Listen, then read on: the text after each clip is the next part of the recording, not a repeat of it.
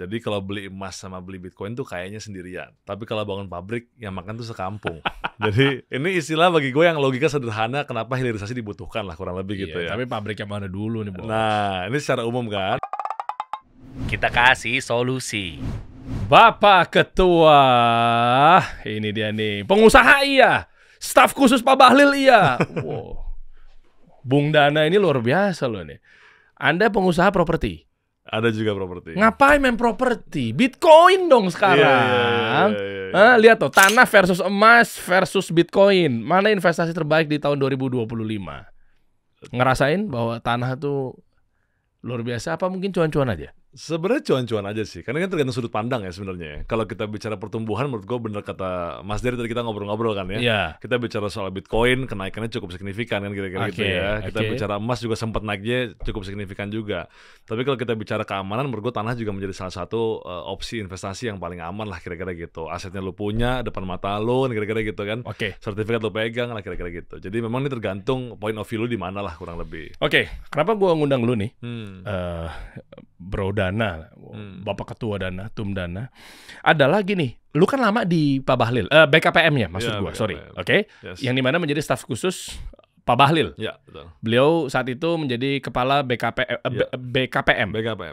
Kementerian Investasi sama gak sih? Ya, BKPM garis miring Kementerian Investasi dulu, sekarang jadi Kementerian Investasi Hilirisasi ditambah. Wah, pas staf sus gini ya. Di saat ekonomi lagi kayak begini, lu kan paket komplit nih ya, staf sus BKPM, iya. Staf sus Pak Bahlil, oke. Lanjut, alumni UI. Yes. Oke. Dan banyak orang-orang UI juga kondisinya, ini gue senggol nih ya, ini buat alumni-alumni UI. Dengan segala hormat, saya sampaikan. Anda yang banggakan adalah jaket kuning Anda. Tapi sedihnya, justru gue nggak lagi nyerang dia nih. Gue lagi coba nyolek-nyolek pemerintah, terutama Kementerian Tenaga Kerja. Ya semua sepaket lah. Gue berani banget ya, ada staf sus mah hidup gue aman lah. Yang dibanggakan jaket kuning, tapi banyak yang nganggur, sadar? Iya, gak mudah intinya sih. Gak mudah juga intinya gitu. Tapi kan dulu mak kita, orang tua gue tuh maksain masuk UI, katanya biar dijamin masuk kerja. Betul. Tapi nyatanya alumni UI juga banyak yang nganggur. Dibilang banyak sebenarnya nggak juga, tapi pasti ada yang nganggur. Susah nyari kerja? Dibilang susah, tidak mudah lah. Buat beberapa orang nggak mudah. Tuh lihat datanya. Data dari Medcom menunjukkan bahwa pada tahun 2021 sekitar 2% lulusan UI masih menganggur setelah lulus. Iya. Oke? Betul. Gua kenapa butuh lu juga di sini karena lu sepaket nih. Bos, sepaketnya bener-bener sepaket komplit. Gimana caranya bantu mereka keluar dari kemiskinan? Gue langsung nembak begitu aja. Ya kan? Staf sus di kementerian, ngurusin investasi, energi, sumber daya mineral, sepaket pokoknya. Ya kan? Bareng sama investor sering ketemu juga. Percuanan dan lain sebagainya, UI juga. Ya kan, dan ngurusin juga kasus yang beredar viralitasnya terkait waktu itu ngerasa ada nggak yang UI alumni yang lamar PT PAM ya, sempet rame itu yang mahal, yang gaji minta di 8 juta apa segala macamnya. Pokoknya lu udah paket komplit, gimana caranya mereka nih terbantukan. Ditambah lagi isunya 7,2, tapi alhamdulillah gue apresiasi buat Pak Menteri Yasyarli, ada penurunan pengangguran dari 7,2 waktu terakhir update bareng sama Bang Noel waktu duduk di sini juga Pak Wamen, akhirnya turun pengangguran, tapi tetap aja masih ada jutaan pengangguran di negara kita. Nah ini paket komplit ini gue harus dikelirkan. Ditambah lagi masalah tanah, Bitcoin, apa emas. Lihat deh, satu lagi nih. Ternyata 70% kesuksesan seseorang ditentukan oleh networking. Gue setuju lagi. Nah makanya ya lu lah paket komplitnya ya. Tolonglah buka networking penonton-penonton gue. Harus alumni UI. Apalagi. Ya. Betul. Kan maksudnya kan subjektivitasnya kan lu juga di situ juga. Ya, gue pengen adanya kasih solusi juga. Mungkin support di program Kementerian Ekonomi Kreatif biar tumbuhlah ekonomi. Dan sebenarnya ada yang paling puncak sih, bantu programnya Pak Prabowo untuk tembus di angka 8% pertumbuhan ekonomi secara merata.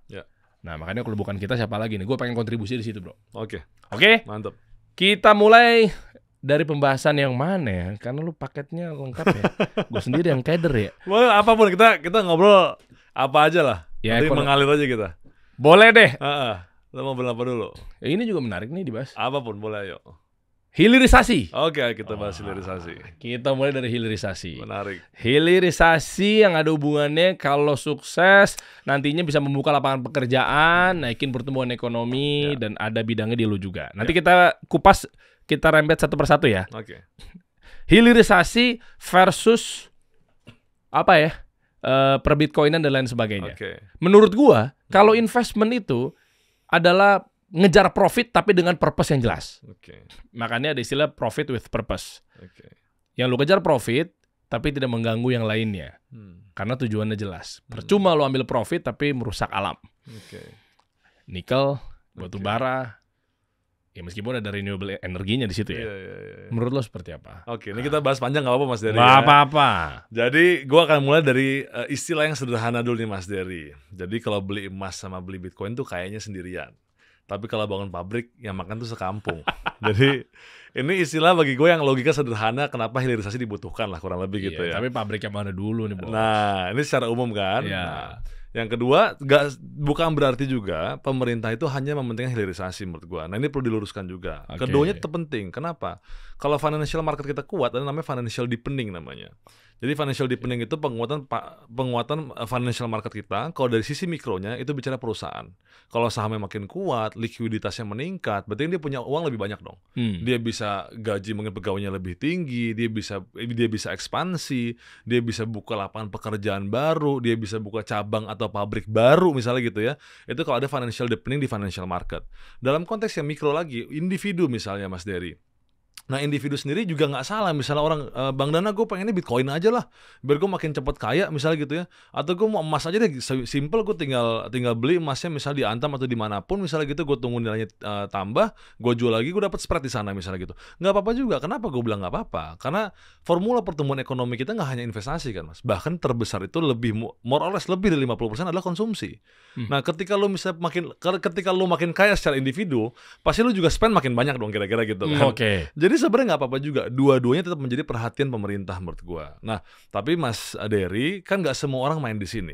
Bahkan sebagian besar itu dia konvensional kan, nggak main di Bitcoin atau mungkin nggak main di emas juga, mungkin kurang lebih penduduk Indonesia. Nah, ini rumus yang sederhana sekali di pertumbuhan ekonomi kita. Mas Dery, kita bicara tadi, gue udah bicara konsumsi. Berarti gue bicara soal daya beli. Kira-kira Mas Dery pengusaha lah ya. Misalnya katakan karyawan Mas Dery nih. Tapi nggak sekaya Anda lah. Ampun. Karyawannya Mas Dery misalnya dia bisa belanja dari mana sih? Dari penghasilan dia kan. Penghasilan dari mana sih kira-kira? Ya dari pekerjaannya dia. Nah pekerjaan dari mana sih? Dari investasi langsung ya. Kayak Mas Dery buat podcast ini, semua ini sebenarnya bagian dari investasi langsung kan, direct investment di situ. Nah jadi itulah kenapa investasi langsung tuh penting, kira-kira gitu loh. Nah ini yang menjadi perhatian kita semua dalam konteks pertumbuhan ekonomi. Nah PMTB itu namanya pembentukan modal tetap bruto namanya. Nah itu unsurnya more or less 30%. Jadi konsumsi sama investasi itu menguasai 80% dari porsi pertumbuhan ekonomi kita. Nah itulah menjadi kenapa penting Mas Dery. Gitu. Gitu, itu soal pertumbuhan ekonominya. Nah soal hilirisasi menjadi menarik. Jadi ini sebenarnya hilirisasi itu, gue itu jadi staf khusus di BKPM tahun 2020. Dan bersyukur waktu itu gue tuh staf khusus generasi pertama, surprising nih. Jadi gue bersyukur banget, gue alhamdulillah banget. Jadi sebelum itu gue nggak tahu juga. Jadi BKPM katanya badan, tapi badannya tidak setingkat kementerian. Jadi nggak bisa punya staf khusus gitu loh. Karena staf khusus kan eselon 1, nah dia nggak bisa punya staf khusus. Nah waktu itu gue masuk menjadi generasi yang pertama sejak mungkin sekian lama lah kurang lebih. Nah, waktu itu sebenarnya kalau kita bicara hilirisasi, itu bukan istilah baru sebenarnya. Jadi hilirisasi, industrialisasi itu bukan istilah baru lah kurang lebih. Di sebelum zaman kita, zamannya PSBY pun juga udah ada, kan kira-kira gitu ya.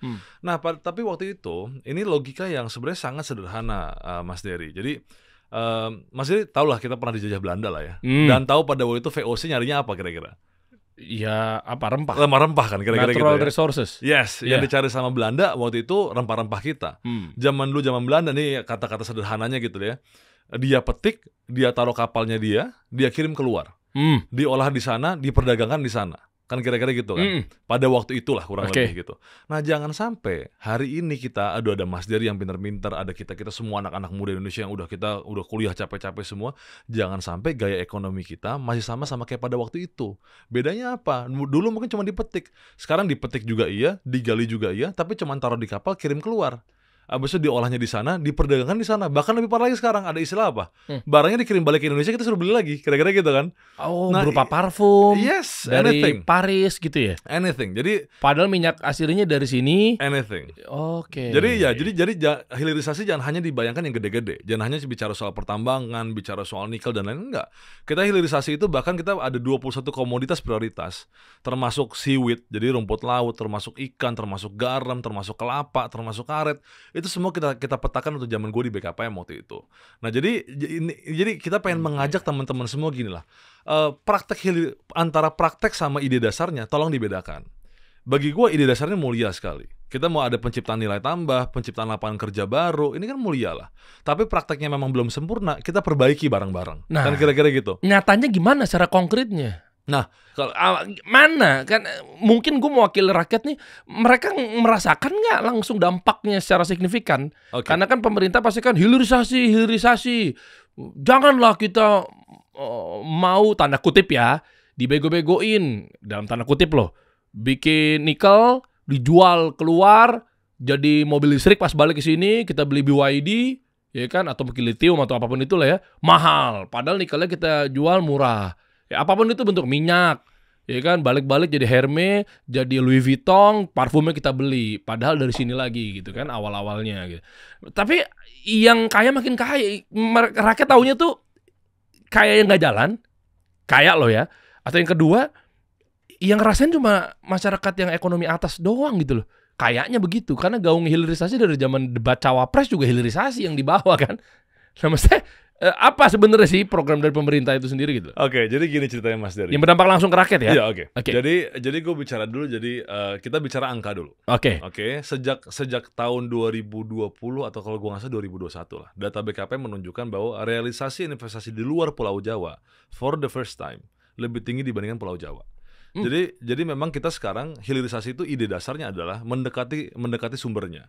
Nah, sumber-sumber kita jujur Mas Dery, kalau kita bicara natural resources ya, kalau di Jawa ini udah kota-kota gede semua lah, kita bicara Bandung, Jakarta, Surabaya sih ya. Lo udah bicara service industri lah kurang lebih gitu kan, kantor-kantornya di sini, lo mungkin industri tersier atau mungkin hiburan dan lain-lain lah. Tapi kalau bicara bener-bener natural resources, lo bicara di luar daerah dong, ya kan? Kalau bicara apa contohnya? Kebun paling banyak di mana sih? Sumatera lah. Makanya banyak kebun sawit lah, banyak kebun karet lah, kira-kira gitu kan. Lo kalau bicara tambang di mana sih kira-kira? Oh, Kalimantan tuh batu bara gitu kan. Wah, batu bara banyak tuh Pak Haji di Kalimantan gitu ya. Lo kalau bicara kelautan di mana sih kira-kira? Oh, lo bicara daerah timur Indonesia, misalnya gitu. Banyak banget di sana. Nah, itu ide dasarnya. Dan secara mendasar adalah bahwa hilirisasi mampu menjembatani ketimpangan itu sebenarnya. Jadi daerah-daerah dulu yang tertinggal gitu ya, minimal sekarang udah mulai tumbuh. Nah, nanti gue akan bahas lagi. Yang kedua apa? Mas Dery juga bisa cek datanya bahwa ada sekarang ini daerah-daerah yang tumbuh signifikan pertumbuhan ekonominya, bahkan melebihi pertumbuhan ekonomi nasional. Itu daerah-daerah luar Pulau Jawa sekarang. Maluku Utara, Sulawesi Tengah, gitu. Dari segi apanya? Dari total pertumbuhannya secara ekonomi. Loh, iya, tapi kan 20% misalnya 25%. Kita nggak ngomong 5%-nya Pak Jokowi ya. 5% nyatanya juga iya, sekarang mungkin agak mundur sedikit, tapi harapannya Pak Prabowo 8%. Tapi sempat dibahas juga, banyak kok, ini bukan rahasia yang gimana-gimana, adalah kelihatan gede, 20%, 25%, tapi nyatanya pengangguran masih banyak. Nah, jadi pada prinsipnya gini juga. Iya, rata nggak? Masalahnya itu kan. Nah, ini mau gue bahas. Ekonominya jadi, rata nggak? Gitu. Pertama, emang kalau secara teori diharapkan ada trickle down effect namanya kan. Jadi dia bagaimana caranya kesejahteraan itu atau kemakmuran itu menetes ke bawah, kira-kira gitu kan. Pertanyaan berikutnya, netes beneran apa enggak sih kan, kira-kira gitu kan Mas Dery kan. Nah, waktu tahun 2022, alhamdulillah waktu gue sama Pak Menteri dan beberapa teman-teman lainnya, kita menginisiasi waktu itu Permen 1 2022 soal kemitraan namanya. Jadi, nah ini gue cukup banggakan, maupun mungkin prakteknya belum sempurna amat. Jadi pada waktu itu sekarang kita wajibkan perusahaan-perusahaan besar itu dia wajib bermitra dengan UMKM sekitarnya.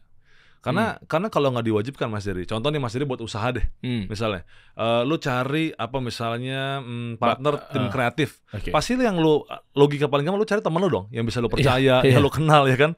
Tapi secara makro nggak bisa kayak gitu. Misalnya ada satu pabrik yang bangun di Maluku Utara misalnya gitu ya, emang secara naluri ya pasti dia akan milih teman-temannya misalnya gitu ya. Atau misalnya kalau pabrik misalnya dari negara mana lah, let's say ya kita nggak ini, tapi misalnya negara Korea misalnya gitu ya, wajar bagi mereka misalnya mencari diaspora Korea di Indonesia, misalnya untuk jadi vendor-vendor dia segala macam. Tapi kan ini secara makro nggak bisa. Kita harus jaga ini agar apa? Agar UMKM itu terlibat gitu loh.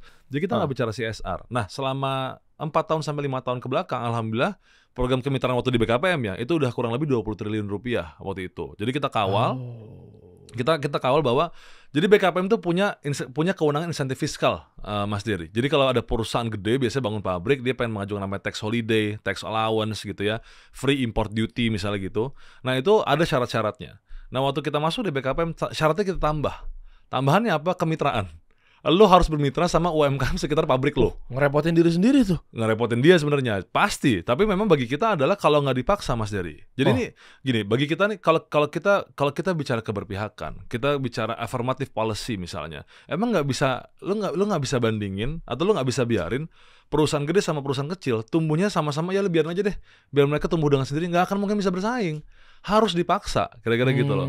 Dan gak gampang, Mas Dery. Jadi waktu zaman kita memitrakan tuh banyak juga protes-protes dari perusahaan besar yang bilang, Mas ini tapi spesifikasinya belum sesuai, ini pengalamannya dan mbak susah.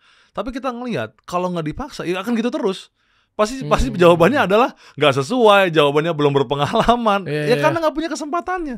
Kira-kira gitu lah. Kesempatan ini yang kita buat waktu itu. Jadi memang jujur Mas Dery, apakah dibilang sempurna mungkin belum gitu ya. Tapi paling nggak pada, gue nggak tahu, gue udah nggak di BKPM gitu ya. Tapi pada zaman kita di BKPM pada waktu itu kita udah mengusahakan itu. Kita udah buat fitur kemitraannya, dan waktu itu alhamdulillah gue dan tim waktu itu kita buat nama feature-nya Mitrain, dan itu udah ada di dalam OSS. Jadi kalau di sistem perizinan OSS itu ada fitur kemitraan, itu salah satu yang kita inisiasi. Tujuannya itu memeratakan ekonomi, memeratakan pendapatan, memeratakan kesejahteraan. Karena kalau kita cuma bicara CSR, udah mohon maaf Mas Dery ya, ya gitu-gitu aja gitu. Tapi kalau bicara hak ekonomi, nah ini yang kita jaga.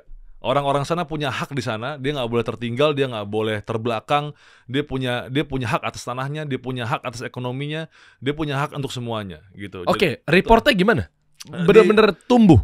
Alhamdulillah kalau secara ya definisi tumbuh tuh maksudnya dia nggak nganggur, dia ada lapangan pekerjaannya, atau ada pemasukan, atau ikut dilibati UMKM di sana. Ya itu kalau report yang kemarin gue miliki ya, yang pas gue sebelum pindah ke SDM sekarang gitu ya, itu kurang lebih more or less 20T lah yang udah dimitrakan di seluruh Indonesia.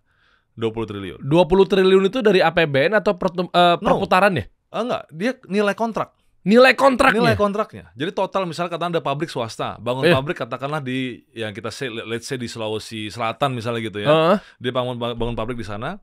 Nah, kita tanya sama pabriknya atau sama investornya, pekerjaan mana yang bisa lo kasih buat UMKM sekitar.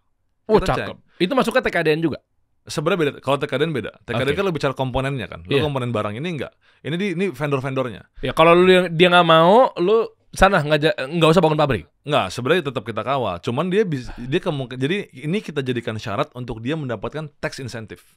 Oke, lanjut. Jadi kalau perusahaan itu misalnya nih, gue pengen dapat tax incentive nih, tax holiday, jadi gue nggak bayar PPh selama berapa tahun misalnya gitu. Jadi emang ada beberapa syarat tuh Mas Dery untuk perusahaan mendapatkan tax incentive. Dia misalnya katakanlah industri pionir bisa. Jadi zaman dulu kita belum ada pabrik baterai mobil listrik, itu kita kasih tax incentive karena belum ada pabriknya. Kira-kira gitu loh. Salah satu syarat tuh industri pionir tuh ada. Yang kedua misalnya katakanlah lapangan pekerjaan, berapa banyak lapangan kerja yang dibuat misalnya gitu. Atau apakah dia high advanced technology atau enggak misalnya gitu. Nah itu menjadi syarat-syarat kita juga misalnya gitu, yang kita lihat menjadi syarat dia eligible nggak untuk dia dapat tax incentive. Nah tapi makanya tadi gue bilang di awal, syaratnya kita tambah dengan kemitraan. Kira-kira gitu loh. Lo harus bermitra. Dan kita bahkan Mas Dery mohon maaf, kalau kita cuma bicara kemitraannya dalam konteks mohon maaf nih ya, bukan mengecilkan, tapi bicara cuman catering, bicara cuman soal security gitu ya, umum. Nah, terus apa yang lu kasih? Supply chain. Oh, supply chain. Yang kita dorong supply chain-nya. Tapi memang nggak mudah. Kalau bisa aja. Jadi emang kalau dapat, jadi apa yang kita lakukan? BKPM yang menyeleksi waktu itu. Dari misalnya dia butuh vendor 1, kita kasih 5 opsi. Lu pilih 1, tapi kita yang kawal karena waktu itu pemerintah melihatnya jangan sampai nih ibaratnya nih perusahaan lu juga yang buat atau teman-teman lu yang buat kira-kira gitu kan. Iya, meskipun pakai katalogan tapi kan nepotisme bisa aja terjalin ya misalnya. Jadi fair enough lah BKPM kita pilih kandidatnya. Bukan penunjukan langsung. Oh enggak. Jadi abis itu tetap yang milih tetap perusahaannya. Karena pemerintahan tetap kita bukan proyek kita kan. Tetap ini kan yang punya perusahaan swastanya, uangnya uang mereka. Tapi paling kita mengasistensi dan menjamin itu. Nih, gue punya kandidatnya. Kita udah cek ini ke DPM PTSP setempat di daerah, udah cek misalnya ke dinas UMKM di daerah, nih rekomendasinya, lu pilih 1 di antara 5, kira-kira gitu kan, ya tetap dia yang berhak lah, kita nggak bisa B2B-nya kita nggak ikutan di situ. Jadi bagi dia, ini nggak sesuai lagi apa segala macam, kita cariin lagi terus usahanya kayak gitu. Jadi Jadi itu effortnya Mas Dery yang kita lakukan untuk mengurangi ketimpangan itu di sisi investasi ataupun hilirisasi di daerah-daerah. Tapi ya kurang lebih itulah yang selama ini pengalaman gue kita lakukan. Oke, jadi ternyata hilirisasi kalau kita coba kupas lebih dalam,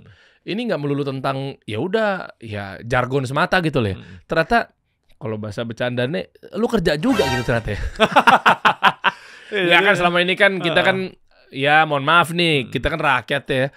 Pasti ada resisten lah sama pemerintah, hilirisasi, mana buktinya kita dapat apa. Tapi mungkin kalau ditanya di daerah setempat, kawan-kawan coba komen ya di bawah deh. Tadi lu bilang di mana? Maluku ya?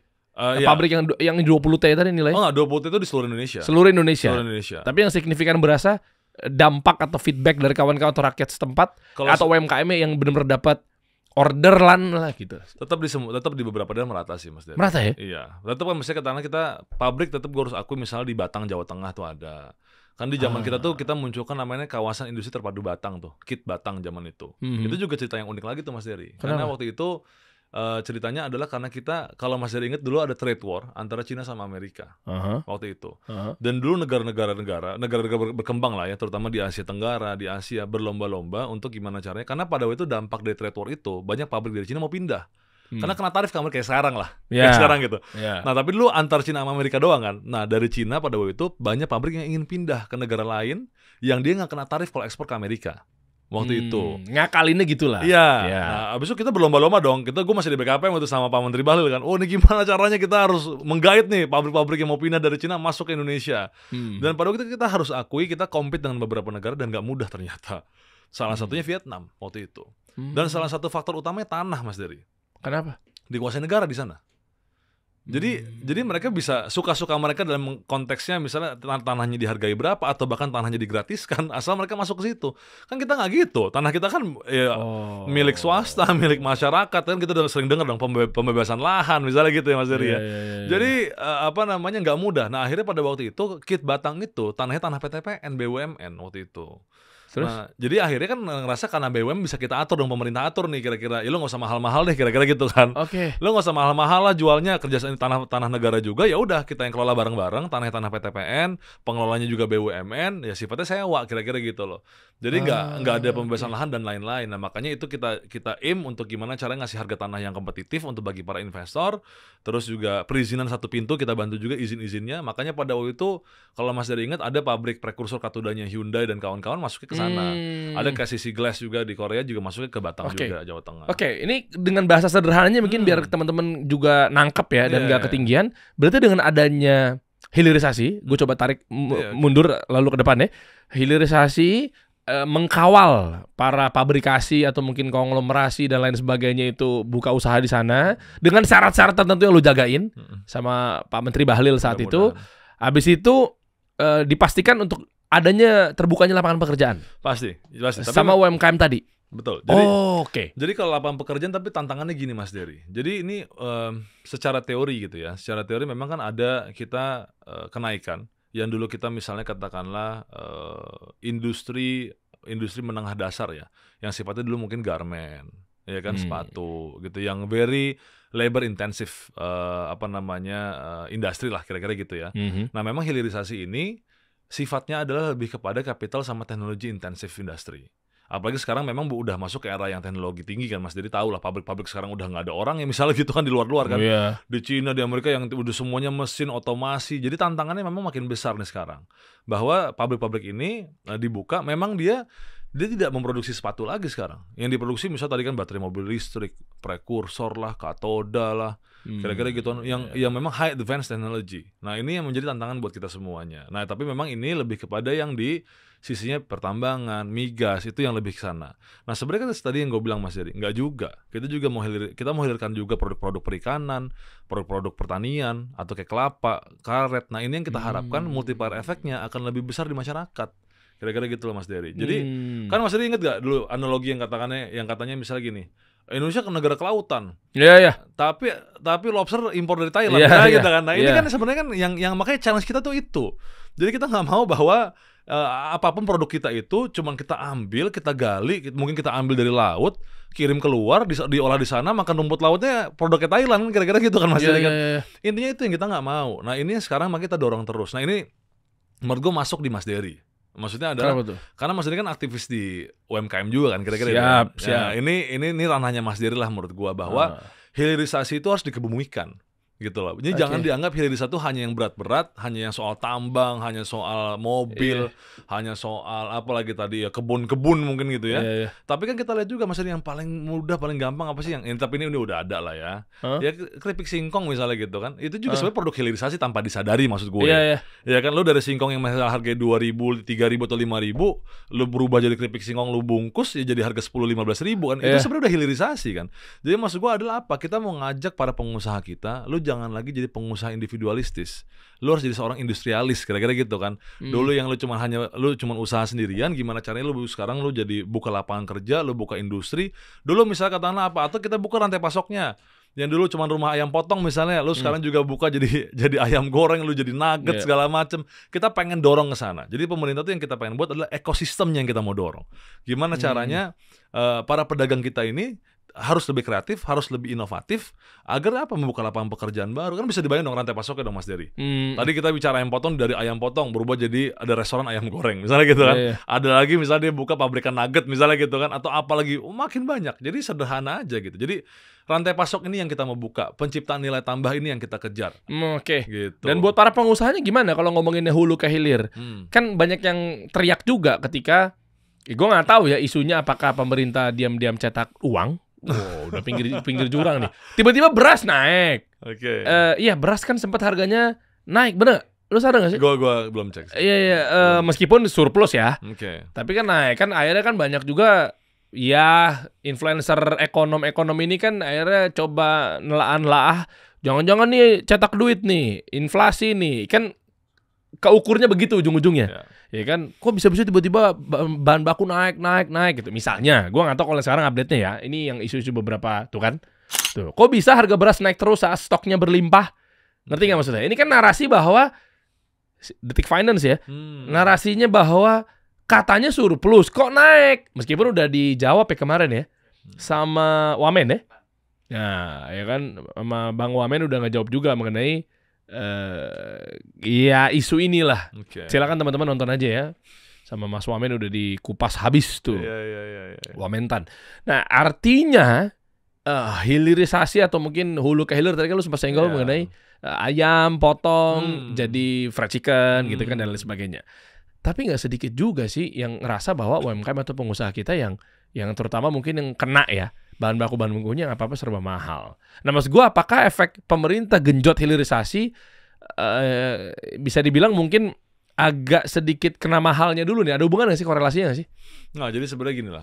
Kalau kita bicara komoditas dasar ya, itu kan memang tugas pemerintah untuk menjaga stabilitas itu. Jadi kayak misalnya contoh beras lah, harga beras naik dan turun kan memang menjadi fenomena sebenarnya juga bukan aneh ya, udah biasa juga naik dan turun itu kan, harapan juga itu bisa turun lah kurang lebih gitu. Nah tapi di sisi yang lain Mas Dery, gue sih lebih menyoroti gini juga di sisi UMKM-nya. Yang gue pengen soroti adalah sebenarnya regulasi udah ada Mas Dery. Nah ini yang kita mau harus kawal bareng-bareng, gitu ya. Makanya gue selalu bilang gini lah, jangan kita bentrokan antara ide dasar sama praktiknya. Ide dasar kalau udah baik, yuk kita dukung. Tapi praktiknya kalau salah, yuk kita berikan kritik dan saran kan kira-kira gitu kan. Nah dulu zaman gua di BKP Mas Dery, waktu inget kan Undang-Undang Cipta Kerja sempat ramai lah ya waktu itu ya. Tapi untungnya waktu itu gue bagian yang UMKM. Jadi gue masuk ke tim serap aspirasi Undang-Undang Cipta Kerja waktu itu khusus yang UMKM. Nah ada beberapa kita turunan di PP 7 2021 waktu itu Mas Dery. Nah itu sebenarnya regulasinya udah ada semuanya Mas. Gue jujur aja sama lo. Pertama adalah gue bilang, jadi udah diatur bahwa APBD itu 40% itu sebenarnya dialokasikan untuk UMKM. Itu ada aturannya. Ini nggak keluar masalahnya. Makanya lu butuh tim media yang itu dia. Iya, kan mereka ya rakyat kan pasti kan nggak mau tahu. Ya mana gue masih miskin nih. Nih gue bahasa mikronya begitu ya. Betul. Mana lu nggak memihak lu sama UMKM. Pelatihan mulu, pameran mulu gitu kan. Yang dia nggak lihat itu ya. Betul. Tapi berdampak langsung nggak 40% itu? Harusnya itu, tapi gue rasa emang praktiknya belum semua ya. Karena memang satu ya, tidak mudah bagi para mungkin kementerian yang sifatnya itu kebutuhannya teknologi sangat tinggi misalnya gitu ya, atau mungkin bagi pemerintah daerah yang memang dia ada satu proyek yang besar-besar, nggak mungkin yang UMKM kan, misalnya pembangunan jalan tol atau apa nggak tahu ya, pembangunan jalan nasional atau daerah gitu ya. Tapi kan mungkin sub-subnya bisa ditaruh untuk UMKM. Tapi aturan itu ada Mas Dery, 40% itu anggaran APBN itu untuk UMKM. Bisa dicek di PP 7 2021. Yang kedua, 30% area ruang publik itu juga dialokasikan untuk UMKM. Nah, ini gue udah pernah baca beritanya nih. Terakhir Bang Maman, Bang Menteri UMKM kita, gue pernah baca tuh dia lagi nagih ke beberapa ruang publik tuh untuk tolong 30% untuk UMKM. Karena memang ada aturannya di zaman gue waktu itu. Tahun 2021. Itu sengaja karena pada waktu itu apa sih Mas Dedi yang UMKM selalu keluhkan? Market dong. Iya. Iya kan? Iya. Oke, modal satu hal yang lain lah. Tapi kalau lu punya market, lu cari modal gampang dong. Iya. Iya kan? Makanya yang kita pikirin pada waktu itu marketnya dulu nih. Gimana cara kita mengamankan market buat UMKM kira-kira gitu. Iya. Nah, makanya pada waktu itu kita berpikir dua hal. Satu, alokasi anggaran. Itu yang kita kawal pada waktu itu. Ini harus kita berpihak sama UMKM. Makanya 40% anggaran sebenarnya dialokasikan untuk UMKM. Tapi pastinya dengan syarat dan ketentuan berlaku. Yang tadi gue bilang, nggak semua kan kita nggak bisa maksain lah ya. Misalnya katakanlah proyek yang yang vital gitu ya, yang butuh teknologi tinggi, keahlian tinggi, tiba-tiba UMKM masuk ya, mungkin ada resiko di situ gitu ya. Kedua tadi ruang publik. Kita kasih tempatnya. Kira-kira gitu kan. Yang ketiga apa? Kemitraan tadi. Kemitraan juga masuk di PP, Mas. Kemitraan yang gue bilang itu bukan hanya permen, itu turunan dari PP tadi. Dari Undang-Undang Cipta Kerja turun ke PP 7 2021, turun ke permen.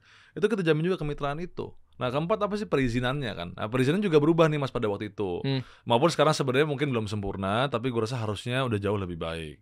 Dulu waktu kita pindah OSS kan mungkin Mas Dedi kalau tahu ya, online single submission buat yang daftar izin gitu ya. Itu zaman kita berubah dari OSS 1.0 ke OSS 2.0 namanya. Apa perubahannya? Nah, perubahannya sebenarnya pada waktu itu back end-nya, Mas. Jadi back end-nya itu adalah dulu itu kita bicara rezimnya. Jadi rezim perizinan berusaha itu dulu semua dianggap sama. Oke. Nah, waktu undang-undang CK waktu itu berubah jadi perizinan berbasis resiko waktu itu. Jadi masing-masing KL ini teknisnya ya. Masing-masing KL pada waktu itu adalah kita minta tolong nih izin lo ada berapa? Misalnya ada 1000 izin. Misalnya gitu ya. Tolong lu klasifikasi izin mana yang resikonya tinggi, izin mana yang resikonya rendah, izin mana yang resikonya menengah. Kira-kira gitu. Kalau izin resikonya tinggi sebenarnya hampir nggak ada perubahan tuh Mas. Tetap susah, tetap dengan syarat dan izin yang berlapis-lapis kira-kira gitu loh. Aduh, iya. Ya kan? Tapi kalau yang izin resiko rendah contohnya apa? UMKM.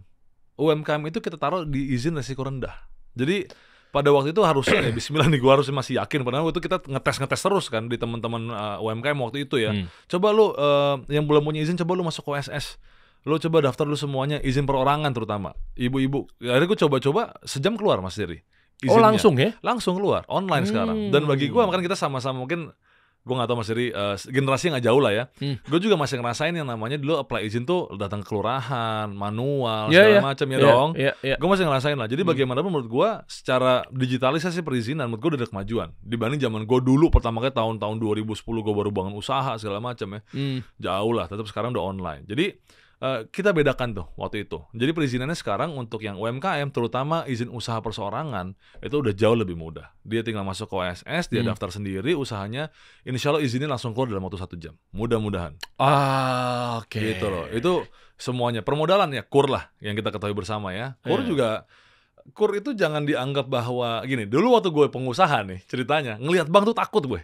Kayak menghamba gitu kan itu kayak ya kan kita tuh mau datang ke bank tuh kayak seakan-akan kita yang kita kayak pengemis Pak gitu, kita yang membutuhkan uang lah, membutuhkan modal gitu. Gue nggak tahu mungkin perasaan teman-teman pengusaha lainnya, tapi waktu gue pengusaha pemula banget kan gue ngerasa kan kayak mau ke bank nih gimana mau minjam gitu.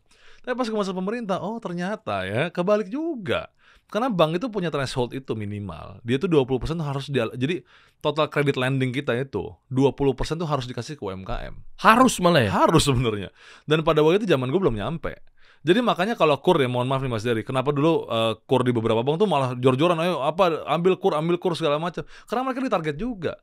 Jadi sebenarnya maksud gue adalah buat para pengusaha kita, buat para UMKM teman-teman kita di luar sana gitu ya, jangan malu, jangan takut. Fasilitas pembiayaan juga udah ada juga, KUR udah ada, itu manfaatin lah kira-kira gitu ya. Dan harusnya tambah jaminan. Ya kalau misalnya ada jaminan, tolong adukan ke Kementerian UMKM misalnya gitu. Karena zaman gue mohon maaf ternyata pelaksanaan nggak begitu mudah juga Mas Dery. Jadi ada beberapa bank mungkin yang masih minta jaminan segala macam. Kita tegur habis-habisan waktu itu. Karena aturannya lo nggak minta jaminan dong, jangan kasih minta jaminan dong, kira-kira gitu kan. Jadi meskipun itu himbara. Iya. Himpunan bank negara. Ya semua lah, gue nggak bisa spesifik ke beberapa bank ya, tapi intinya praktek di lapangan tidak mudah itulah. Ada beberapa cabang yang misalnya masih minta jaminannya untuk KUR, misalnya gitu ya. Ini sebenarnya harusnya nggak ada juga gitu. Nah ini gitu Mas Dery. Jadi memang kalau kita ngomongin hilirisasi atau mungkin ya investasi apa pembangunan apa segala macam ya. Memang tujuannya kan sebenarnya kalau ngomongin UMKM, gue juga sebenarnya agak-agak lucu kalau masih ada yang berpikir bahwa ayo kita banyakin UMKM ya. Iya, idenya bagus, tapi kalau dikorelasikan antara UMKM dibanyakin dan membuka lapangan pekerjaan, menurut gue Kang Bakso pun juga dengan adanya dorong gerobak, dia nggak langsung hire 5, 6, 10 karyawan. Ya kan, HR-nya, orang finance-nya, kayak Kang Somai juga kayaknya nggak gitu-gitu amat. Makanya gue punya semangat bahwa ya gue dorong gimana caranya ya kita bikin platform edukasi kayak gini untuk ngeeskalasi. Begitu naik ke atas, pasti kan kebutuhannya kan akan lebih meningkat. Omsetnya jadi bertambah apa segala macamnya, mau nggak mau dia hire orang keuangan, orang finance atau mungkin HR apa segala macamnya. Karena memang ngebut pertumbuhannya. Nah, maksud gue adalah ketika pemerintah mungkin ya asumsi gue sih sudah berjalan ya. Apa upaya yang dilakukan oleh kawan-kawan, mungkin gue nggak tahu lo di SDM seperti apa ya, tapi ketika di BKPM apa segala macamnya, apakah sudah mengeskalasi kawan-kawan itu semua sehingga mereka juga bisa membuka lapangan pekerjaan. Nah, dan disambungkan dengan berita yang mungkin tadi Om Helmi sempat posting ya, Om Helmi Yahya itu bagus, 70% orang sukses itu adalah dari networkingnya. Seseorang ditentukan oleh networkingnya. Maksud gue, ketika gue berlama-lama dengan nggak market ya, tapi ke seller lah lebih tepatnya, karena memang banyak bikin edukasi ke mereka-mereka, kita sharing-sharing apa segala macamnya. Aduannya adalah mereka ini sulit untuk tumbuh, dan sekalinya tumbuh juga aksesnya gue gimana nih? Nah, networking yang mungkin perlu ditekankan. Gue nggak tahu ya, lu di BKPM dan di alumni UI dan apa segala macamnya, pokoknya gue mau senggol di beberapa instansi lah ya. Apa yang udah lu kerjain dan lu bantu mereka semua untuk apakah akses sedemikian rupa dibukain? Gue kemarin ketemu juga postingan begini. Ini dari netizen nih. Hasil dari postingan kreator, sebuah berita lah tentang pengangguran. Terus ada yang komen di top komennya itu. Dia bilang begini. Oh, seputar apa-apa dipajakin. Kripto dipajakin. Kan mau ada pajak baru untuk pelaku kripto misalnya, ya kan? Terus tiba-tiba top komennya bilang begini, bagus, ambil terus, giliran. Nah, ini mumpung ada staff sus nih guys. Giliran kita nganggur, negara nggak nyariin kita kerjaan.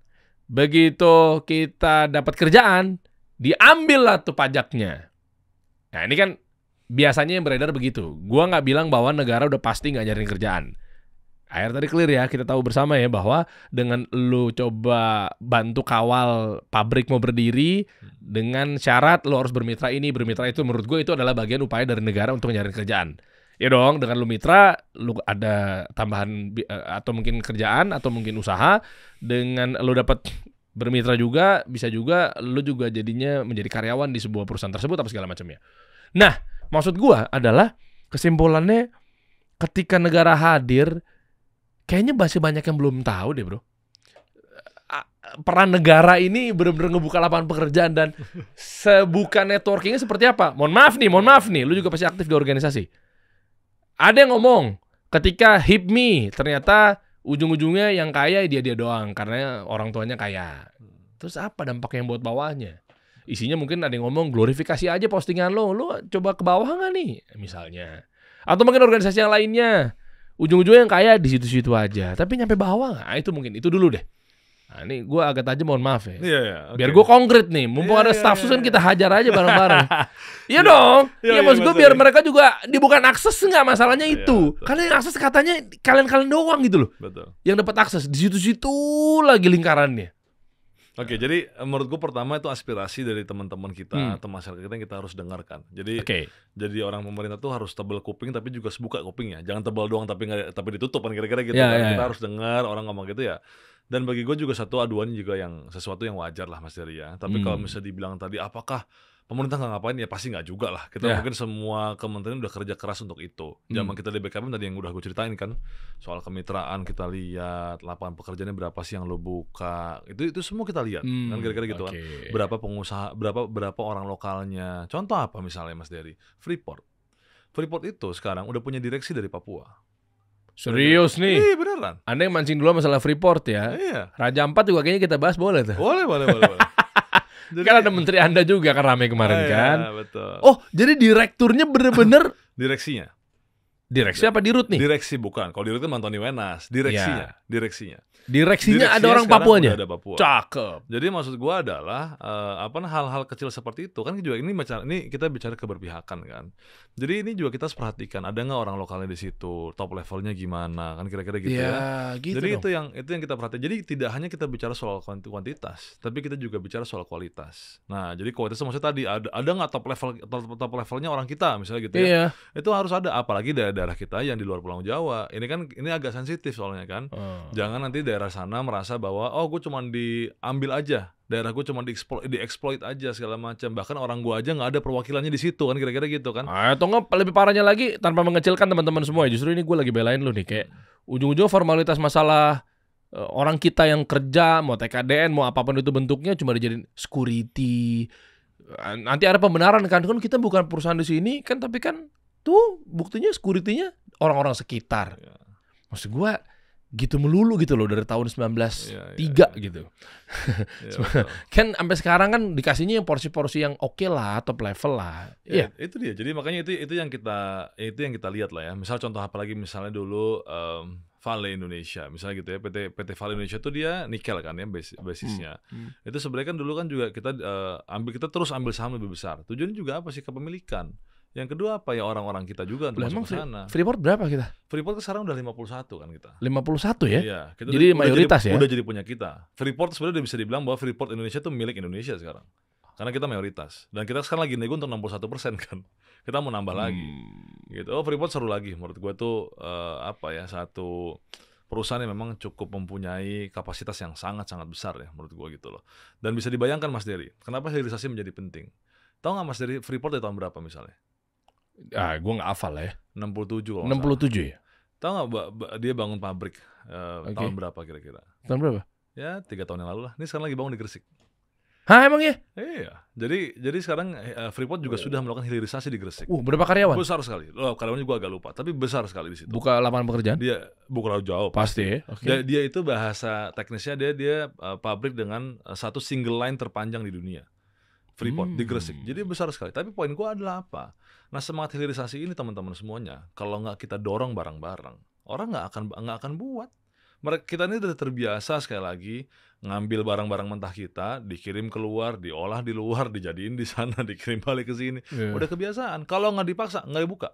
Makanya perusahaan-perusahaan ini bukan Freeport ya, maksudnya semua lah gitu ya. Kalau pemerintah tuh nggak encourage, nggak paksa, nggak ngasih insentif, mereka karena bagi mereka udah enak gitu Mas. Jadi mereka nggak perlu repot-repot buat pabrik baru, nggak perlu mikir ribet-ribet, tinggal kirim aja dapat untung kan kira-kira gitu. Nah, sekelas Freeport aja baru berdiri sekarang pabrik pengolahannya.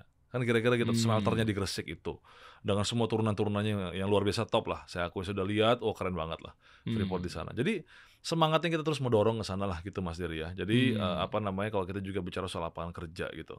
Nah, tadi yang terkait lebih membumi gitu ya. Tolong lu lihat dong tadi mention juga soal HIPMI ya gitu misalnya soal kayak tolong nih apapun lah organisasi jangan terlalu diglorifikasi. Sepakat Mas Dery. Nah, ini juga kan ceritanya gue lagi maju soal alumni UI lah kira-kira gitu. Ikatan alumni UI. Nah, makanya kan gue senggol dari awal mengenai UI lah ya. Cobalah gimana. Nah, jadi maksud gue gini, kan sekarang gue umur 33 lah ya. Dan gue tuh menjadi kandidat yang paling termuda lah yang maju nih gitu bersama senior-senior yang lain. Ada 7 kandidat yang senior-senior gue yang hebat lah gitu ya. Nah, tapi gue selalu bilang sama semua orang, gue bilang satu, emang gue berangkat dari visi UI untuk semua. UI harus menjadi rumah untuk semua alumninya, tidak mengenal, mohon maaf, tidak mengenal sekat antar fakultasnya, tidak boleh ada satupun fakultas yang dianggap enteng, tidak boleh ada satupun profesi yang dianggap sebelah mata Mas Dery. Karena kan pasti, mohon maaf, alumni kan range-nya kan luas. Ya, ada yang kerjanya di top 5 law firm misalnya, top 4 accounting firm misalnya, ada yang tidak seberuntung itu misalnya gitu ya. Tapi kita nggak boleh anggap dia sebelah mata, dia tetap teman-teman kita juga, kedudukannya sama kan kira-kira gitu loh. Sama yang kedua, apalagi sih kira-kira tidak boleh juga ada sekat antar preferensi politik kan kira-kira itu. Oh, ini ada orang politik, orang nggak politik, oh dia orang pemerintah, anti pemerintah, nggak apa-apa, semuanya sama-sama alumni UI. Nah, maksud gue tuh itu penting. Yang ketiga, yang terakhir, lintas generasi. Kenapa Mas Dery? Karena sekarang udah satu keniscayaan, alumni muda itu adalah alumni terbanyak di UI. Alumni muda, alumni terbanyak. Iya, secara porsi sekarang jumlahnya udah paling banyak, mayoritas sekarang tuh alumni muda di ikatan alumni UI itu paling banyak sekarang alumni muda. Nah, jadi maksud gue sekarang lintas generasi juga sekatnya harus hilang, mentoringnya harus ada. Terus permasalahan di bawah tuh apa? Jadi pas tadi Mas Dery bicara soal tolong dong nih yang di bawah gimana, gue tuh tergelitik juga jadinya, karena gue ngerasa bahwa gue selalu bilang sama senior gue gini, wibawa alumni UI itu tidak hanya diukur di seberapa lantang suara kita di luar, tapi seberapa manfaat yang kita berikan buat anak-anak kandung kita, itu alumninya dulu. Yes. Udah kita pikirin dong soal, makanya gue fokus ke 3 hal sebenarnya Mas Dery: lapangan pekerjaan, pendidikan yang berkelanjutan which is beasiswa, ketiga itu adalah kewirausahaan, dengan tujuan bisa punya trickle down effect ke bawah dan lain-lain. Itu yang 3 ini yang akan gue fokuskan. Oke, coba kita runut aja ya. Jadi berandai-andai, kalau gue sih melihatnya secara konkret ya. Apapun ketua organisasi, apapun bentuknya, pokoknya harus menyelesaikan masalah dan memberikan solusi. Jadi itulah layaknya ketua.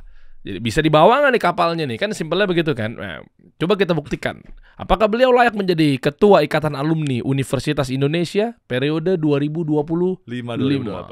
2020. Oh, lu bikinnya tahun. Di ADART apa? Di Badan Hukumnya 3 tahun. Oke. Kita cek nih. Kalau emang layak, gue sih langsung apresiasi dan ngasih jempol lah pokoknya. Yang pertama tadi apa? Buka lapangan pekerjaan. Lapangan pekerjaan. Bukan membuka lah. Kita kan bukan perusahaan. Bantu. Kan? Kita mengakseskan lapangan pekerjaan. Jadi kenapa gue bilang kayak gitu? Alumni UI ini ratusan ribu Mas Dery. Ya. Itu bisa dibayangkan kalau misalnya Korsa kita kuat, hubungan abang adanya kuat, ada pengusaha yang top kayak Hairul Tanjung. Ya dong, ada pengusaha yang UMKM lah kayak gue lah dan teman-teman gue misalnya gitu ya, anak-anak muda yang kita usaha pun mereka bisa buka lapangan kerjaan, kira-kira gitu kan. Terus yang berikutnya apalagi sih, top level management.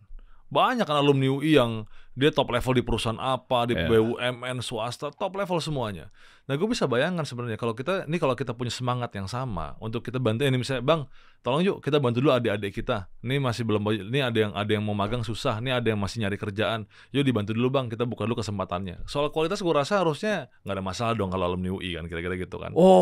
Jadi gue rasa simpel. Gue akan buat dengan 2 cara sebenarnya. Jadi yang pertama adalah gue akan buat ini semacam, nanti gue akan launching pada waktunya Mas Dery. Tipis-tipis sini lah. Gimana caranya alumni percaya kalau berada menjadi anggota Anda? Iya dong. Jadi gue mungkin di podcast ini gue akan luncurkan. Jadi yang pertama kita akan buat platform namanya Hire UI First namanya. Hire UI First. Yes. Ini jadi dengan 2 cara Mas Dery. Jadi yang pertama kita akan buat ini semacam gerakan kolektif memang sebenarnya. Dan tadi gue bilang gue akan bilang sama abang-abang kita, gue akan bilang sama mbak-mbak kita, atau gue bilang sama teman-teman kita yang mungkin punya perusahaan, yang mungkin top level management, tolong lu bantu dulu adik-adik lu. Jadi ini kita harus utamakan dulu adik-adik kita sendiri, kira-kira gitu. Ini karena kalau tadi Mas Dery bilang apakah gue akan mampu menjawab semua, nggak mungkin. Karena gue ini hanya enabler. Gue ini hanya menjadi jembatan di antara semua. Gue cuma punya idenya, yuk kita bareng-bareng. Nah, gue pengen ngajak keluarga besar alumni, yuk kita pikirin dulu adik-adik kita nih yang mau magang, yang mau nyari kerjaan. Yang kedua apa? Corporate partners.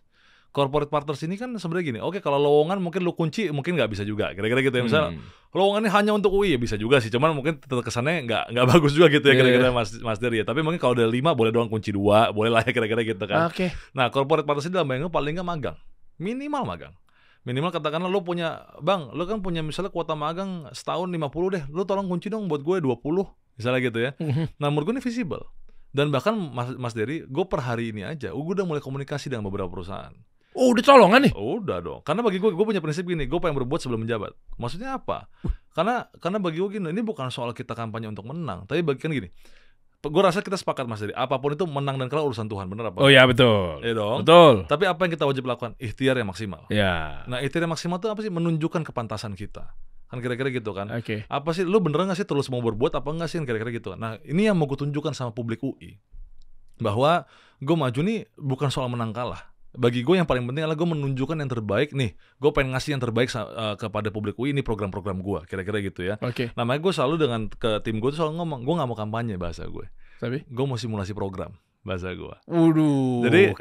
Jadi bukan kita mau nggak apa-apa kita yang datang sedikit nggak apa-apa. Yang penting orang punya gambaran. Oh kalau tim kita yang jadi, ini program-programnya akan kayak gini ya. Manfaat yang didapatkan akan seperti ini ya. Kira-kira gitu. Ntar ingkar janji lagi Pak. Nah makanya umumnya begitu. Nah itu dia Mas Dery. Kenapa gue juga berpikir jangan sampai jadi ingkar janji. Gue pengen buatnya dari sekarang gue udah pengen buat. Oh gerak duluan. Jadi makanya nanti insya Allah Mas Dery sekarang ya di minggu depan gue akan luncurkan itu Hire UI First itu dengan beberapa mungkin kesempatan magang yang bisa kita lihat, beberapa lowongan pekerjaan yang kita bisa berikan kepada alumni UI, kira-kira gitu ya. Loh, itu untuk pengangkatannya kapan? Pelantikan, pengangkatan, pengangkatan lu?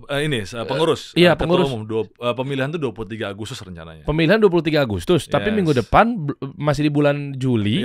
Lu udah gerak? Udah gerak. Lah kalau lu nggak kepilih? Nggak apa-apa juga. Gue bisa berikan kepada siapapun yang menang dan gue akan tetap bantu.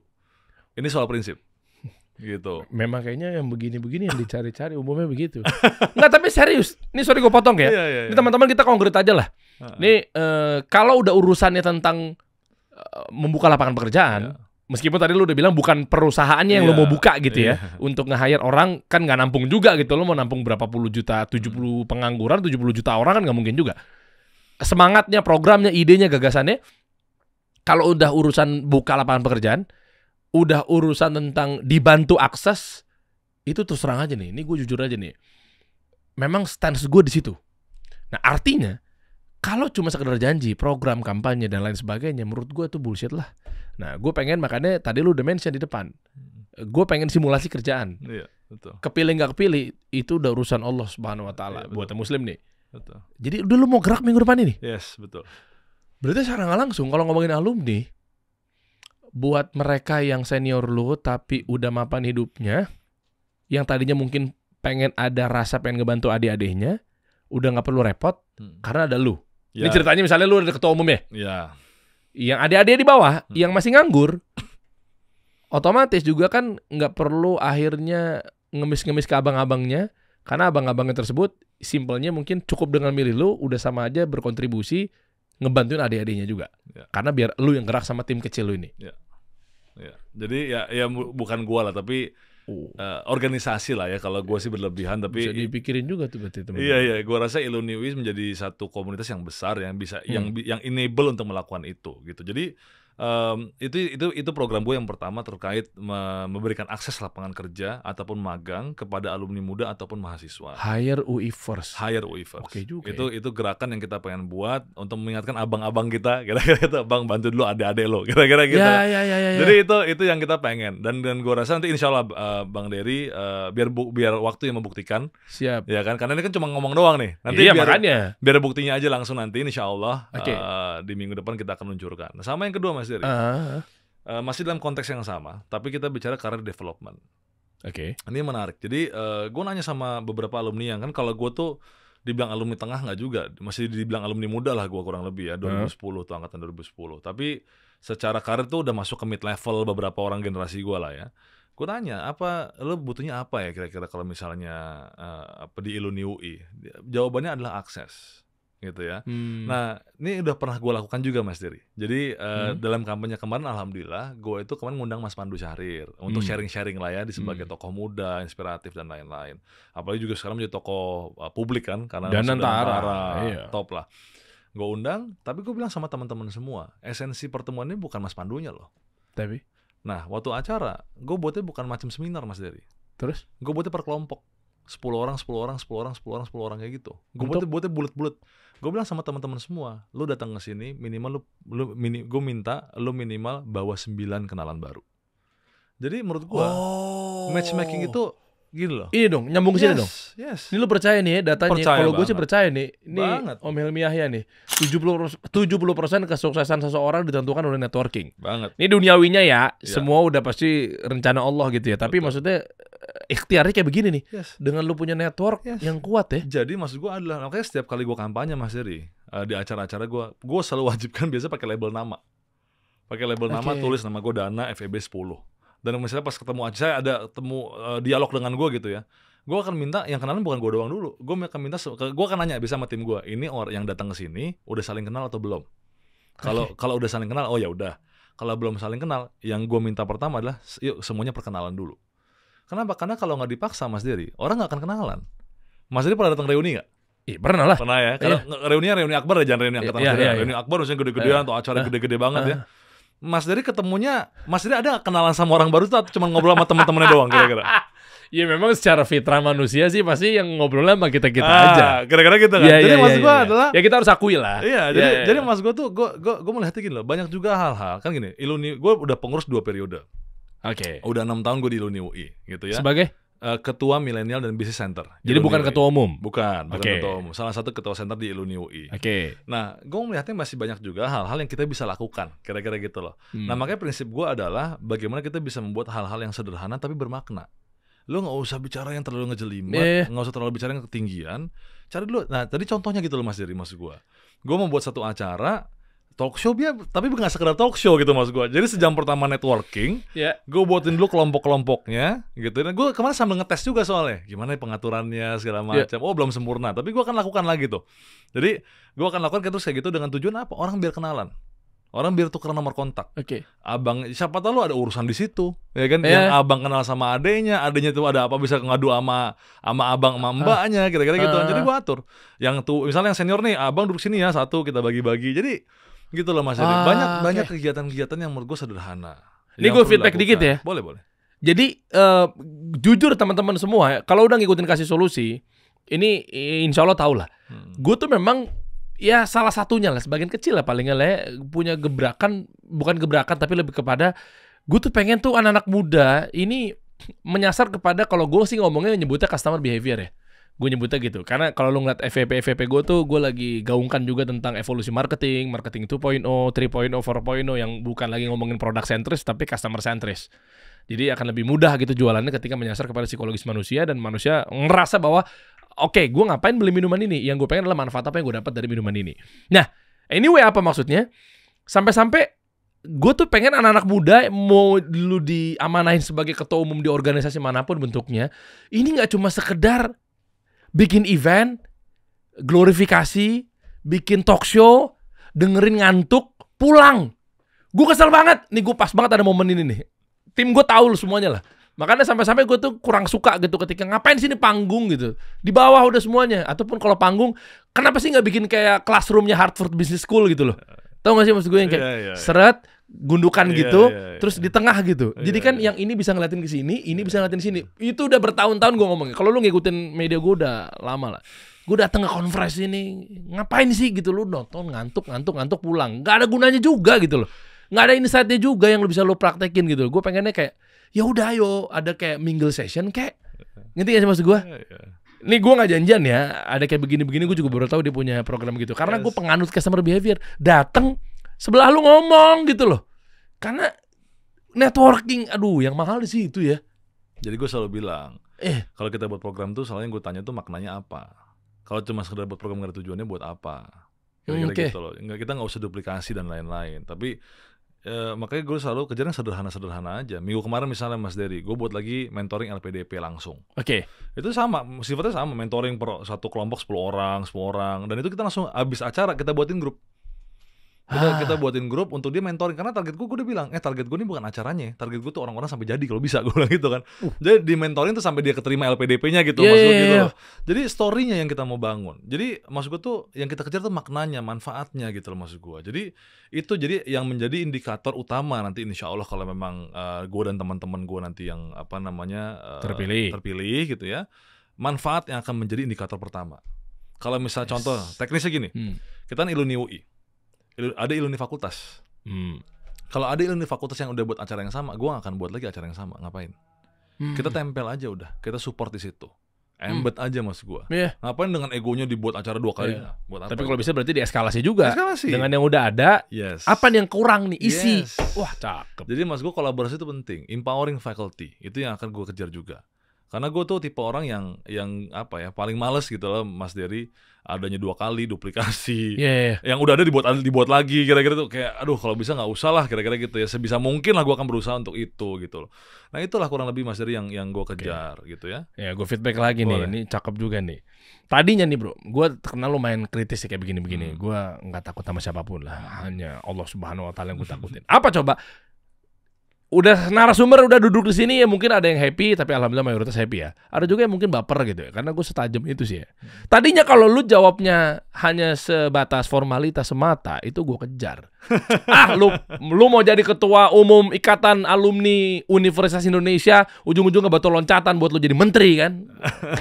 Sampai ada bercandanya kan. Ya, tapi gue rasa sih enggak lah. Kawan-kawan HIPMI Ketum Akbar baik sama gue nih. Gue rasa enggak. Tapi akhirnya jadi bercandaan. Karena mungkin stigma negatifnya terlalu mencuat ke permukaan. Apa coba? HIPMI, Himpunan Pengusaha Calon Menteri Indonesia. Tahu gak sih maksud gue bercanda-bercandaan kayak begitu? Itu sarkas-sarkas dari para pengusaha-pengusaha yang lainnya gitu ya. Mungkin kesannya yang ya lu jadikan sebuah organisasi buat juga ujung-ujung kepentingan buat jadi menteri ini, menteri itu dan seterusnya. Itu gue paling gak demen. Makanya untungnya jawaban kayak begini. Ini konkret. Apalagi lu buka dengan gue akan simulasi kerjaan apa segala macamnya. Karena udahlah, rakyat udah pada tahu. Apalagi lu ketemunya kayak gue pasti bisa sarkasnya tajam banget kayak, lu jadiin ketua umum paling ujung-ujungnya buat lu jadi pejabat, gendalin organisasi buat milih lu nantinya kebutuhan kepentingan semata individual. Betul. Tapi nyatanya teknisnya gue demen. Dari awal udah pengen, yuk, sampai jadi. Behavior, networking. Jadi gini prinsipnya Mas Dery. Kalau kan gue merasa ya ibda binafsi lah. Kita mulai dari diri sendiri. Iya. Maksud gue logika gue adalah gini. Kalau gue sekarang aja nggak bisa buat, atau gue dan jaringan yang kita punya ada nggak bisa buat, gimana nanti pas gue jadi pengurus? Kan kira-kira logikanya gitu dong. Ini juga jadi pembuktian buat diri gue. Gue nggak melihat ya, soal kampanye deh. Tapi gue juga jadi pembuktian buat diri gue. Gue bisa nggak ya? Ini ide gue yang gue punya dalam otak gue.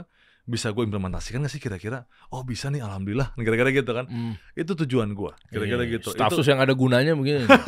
Itu kenapa gue bilang simulasi program lah Mas. Iya. Itu prinsipnya itu di situ. Jadi insya Allah sih gue di per minggu depan kita akan udah mulai launching beberapa program kita. Baik itu yang sifatnya beasiswa.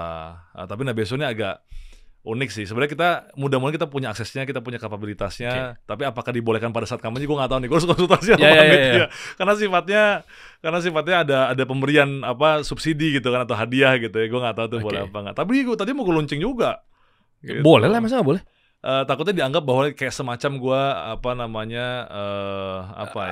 ini ada udang di balik batu. Iya, kayak semacam jadinya membeli suara gitu loh. Gitu. Padahal sebenarnya tujuannya kan baik kan, tapi kan gue takut ya kita ikuti aturan aja yang ada boleh apa nggak gue nggak tahu, harus konsultasi. Tapi kurang lebih itu. Nah, karena salah satu lagi apa sih yang gue mau launching Mas Dery soal beasiswa. Nah, tapi beasiswa ini unik. Kalau kita buka akses itu biasa, ya. Dan gue selalu punya prinsip itu dari hal yang paling kecil aja, dari hal yang paling mudah kita lakukan. Nah, beasiswanya itu salah satu yang mau gue launching adalah subsidi IELTS namanya. Subsidi tes bahasa Inggrisnya Mas Dery. Iya, IELTS apa maksudnya? Dia tinggal subsidi, dia tinggal jalanin sendiri kan bisa. Orang kalau S2 bisa dapat beasiswa, tapi tes IELTS-nya nggak pernah disubsidi. Nggak ada beasiswa IELTS-nya. Oh iya. Gak gede memang, tapi mungkin bagi beberapa orang tetap berharga Mas Dery. Oh iya sih, banyak orang butuh memang. Lo dapat LPDP, ya kan? Kuliah lo dibiayain. Waktu dulu tesnya pertama kali, emang udah dibiayain sama orang? Enggak kan? Lo bayar sendiri. Oh iya. Iya dong. Terus gimana? Ngomong gampang. Cara lu gimana? Nah, cara gue sebenarnya, kalau memang ini sifatnya emang harus fundraising memang menurut gue. Bagaimanapun juga kita harus fundraising di situ dari alumni yang kita rasa. Lu tarikin duit? Iyalah pasti. Dengan platform yang ada atau nanti sifatnya dia langsung kasih juga nggak apa-apa. Nanti kita adakan seleksi di situ berapa orang. Tapi maksud gue tuh beasiswa nggak usah dibayangkan dulu yang gede-gede dulu Mas Dery. Hal yang kecil dulu aja. Yang mungkin kalau kita beasiswa mungkin setahun berapa 4 semester berapa ratus juta kira-kira gitu kan. Ini satu orang paling 5 juta, 10 juta maksud gue gitu loh. Tapi berdampak maksud gue ke satu orang itu gitu loh. Jadi cerita buat dia bahwa gue dibantu sama Iluni UI. Itu maksud gue. Ini gue tajam lagi nih, gue tajam. Tenang guys, ini buat alumni. Meskipun gue bukan alma mater sama lo, tapi sebenarnya visi gue tuh jauh di atas ini. Nggak mengecilkan alumni UI ya, tapi visi misi gue pokoknya tuntas nih lapangan pekerjaan.